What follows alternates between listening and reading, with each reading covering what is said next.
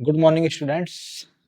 My name is Deepak Kumar और हमने class 12th की मैथ्स को स्टार्ट किया था, जिसमें हमने कल इसका बेसिक इंट्रोडक्शन पढ़ा था। तो आज हम इसके कुछ एग्जांपल्स करेंगे। तो आइए देखते हैं। तो आपको बोला गया है, पहला क्वेश्चन है संबंध एवं फलन का, जो कि संबंध से रिलेटेड है। मान लीजिए कि टी किसी समतल में स्थित समस्त त्रिभुजों का समुच्चय है। यानी कि जो टी है वो किसी भी समतल यानी किसी भी प्लेन में जितने भी त्रिभुज है उनका एक सेट है। ठीक है, आगे बोला समुच्चय टी में जो एक संबंध आर इस प्रकार है कि T1 कॉमा T2 का मीनिंग है कि T1 T2 के सर्वांग सम है। यानी कि अगर जैसे A कॉमा बी लिखा हुआ जाए तो उसका मीनिंग क्या हो गया, A जो है वो B के सर्वांग सम है। एक संबंध है, यानी कि एक संबंध इस प्रकार से है। आपको लगा सिद्ध कीजिए कि आर एक तुल्यता संबंध है। आपको मैंने बता रखा तुल्यता संबंध वो संबंध होता है जो स्वतुल्य भी हो, सममित भी हो और संक्रामक भी हो। उस संबंध को हम तुल्यता संबंध कहते हैं। तो आपको एक संबंध आर इस प्रकार दे रखा है। सबसे पहले हमें इसका मीनिंग समझना है। सर्वांग सम का मीनिंग क्या होता है, कॉन्ग्रुएंट क्या होता है।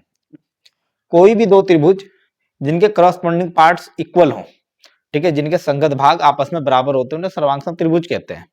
ठीक है, तो आइए समझते हैं। सबसे पहले मैं यहाँ पे लिख देता हूँ रिजल्ट आर, यानी कि संबंध आर इस प्रकार से है कि T1 कॉमा T2 T1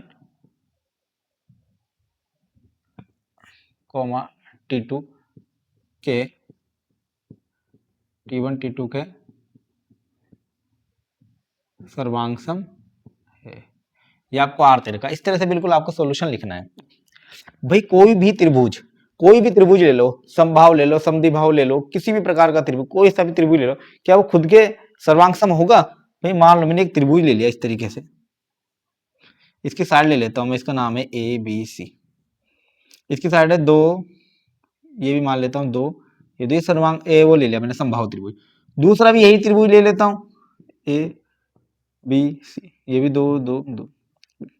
भाई इसकी साइड है, इसकी साइड के बराबर ही तो होगी संगत भाग, यानी कि कोई भी एक त्रिभुज अपने आप पे तो सर्वांग सम होता ही है। तो मैं यहां कह सकता हूं T1 T1 के सर्वांग सम है। तो इसलिए बोल सकते हो आप, तो इसलिए T1 T1 belongs to are, यानी कि T1 T1 आर में बिलोंग करेगा भाई, क्योंकि T1 के सर्वांग सम होगा। तो ये क्या है, समतुल्य, ऐसे लिख देना आर समतुल्य संबंध, समतुल्य संबंध है। तो आर कैसा संबंध है, एक समतुल्य संबंध होगा। क्लियर हुई पहली बात। अब आ जाओ सममित संबंध पे। सममित में क्या होगा, मैं ऐसे ले लेता हूं भाई, हमारे पास ये कंडीशन होती है डेफिनेशन में कि सममित की यदि a comma b belongs to R है तो बी कॉमा ए भी आर को बिलोंग करना चाहिए। ऐसा तो है, यानी मैं यहां लिख देता हूं पहले, यानी कि T1 T2 belongs to R है। ठीक है, ये लिख देता हूं मैं। यदि ऐसा है तो इसका मीनिंग हो गया T1 T2 के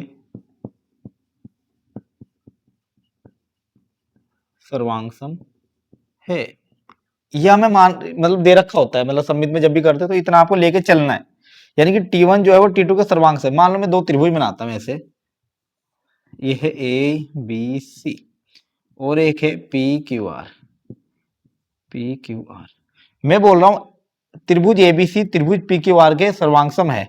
मैं यहां लिख देता हूं त्रिभुज ABC congruent triangle P Q R. तो भाई पी क्यू आर भी तो एबीसी की होगा, मैं ऐसा भी तो लिख सकता हूं triangle P Q R congruent triangle ABC. भाई ये इसके सर्वांग सम है तो ये भी तो इसके सर्वांग सम होगा, बिल्कुल। तो मैं इसको ऐसे कह सकता हूं, तो T2 T1 के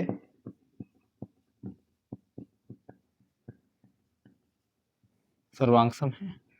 भाई T1 T2 के सर्वांग सम है तो T2 भी तो T1 के सर्वांग सम होगा।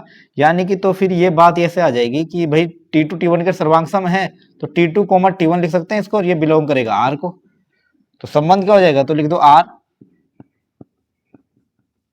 सममित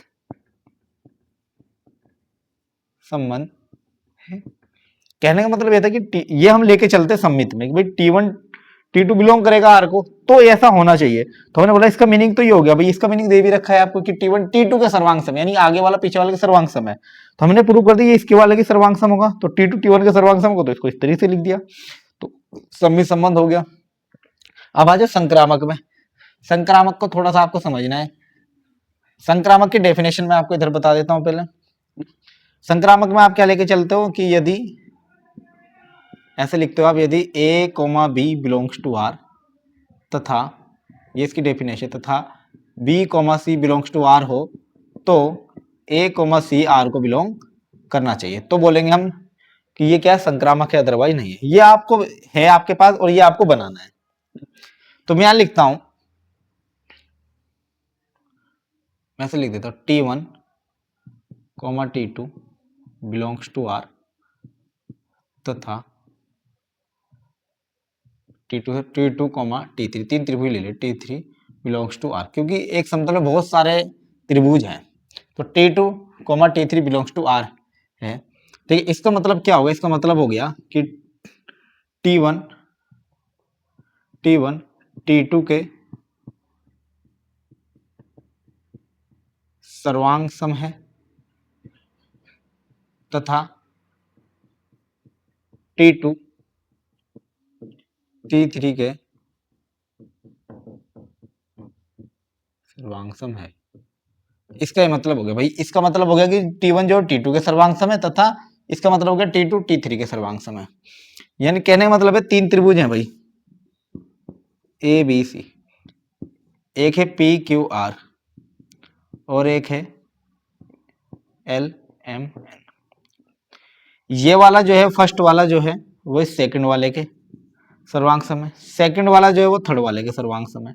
तो भाई पहला और थर्ड भी तो आपस में सर्वांग सम होगा, यानी कि पहला और थर्ड भी तो आपस में सर्वांग सम बैठेगा बिल्कुल, यानी कि T1 T2 के सर्वांग सम तथा T2 T3 के सर्वांग सम। तो आप कह सकते हो कि T1, T2 तथा T3 सर्वांग सम है,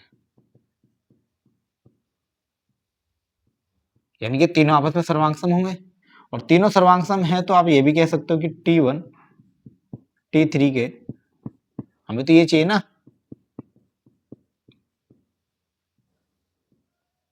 सर्वांग सम है। और जब T1 T3 के सर्वांग सम है तो आप इसको ऐसे लिख सकते हो भाई T1, T3 belongs to R। और जब हमें ये लेके चले थे, यदि ऐसा था तो हमने ऐसा बना दिया, ये बिल्कुल बन गया A, B belongs to R तथा B, C belongs to R। तो हम बोल सकते हैं A, C भी बिलोंग करेगा R को। जब इस तरह का तो आप बोल सकते हो R संक्रामक